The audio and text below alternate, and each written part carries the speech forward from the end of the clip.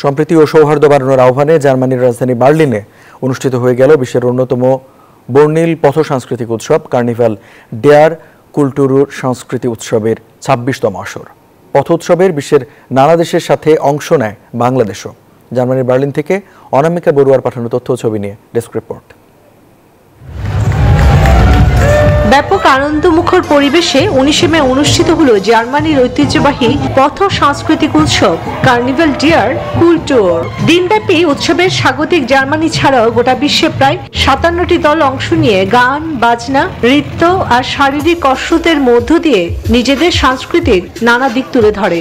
ছিল প্রবাসী বাংলাদেশিদের সামাজিক ও সাংস্কৃতিক সংগঠন বাংলাদেশে কালচার ফোরামের ব্যানারে বাংলাদেশ প্রবাসী সাংস্কৃতিক কর্মীরা।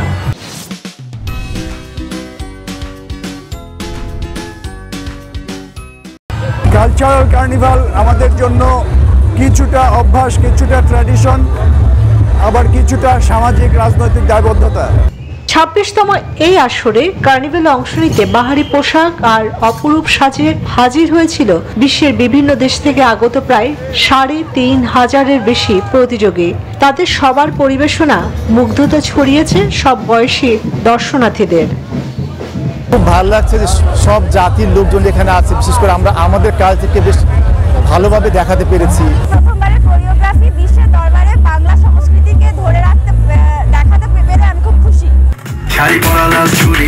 এবারের এই সাংস্কৃতিক উৎসবে অংশ নেন রতন, শাহিদা আলী, অপু আলো, জাফর ইকবাল, রোকসানা আহমেদ সহ অসংখ্য তরুণ প্রজন্মের প্রবাসী। শত বাধা ডিঙিয়ে বাংলাদেশ এগিয়ে যাবে সামনের দিকে, এমন প্রত্যাশা কার্নিভালে আসা আগতদের। Desk report, news 24।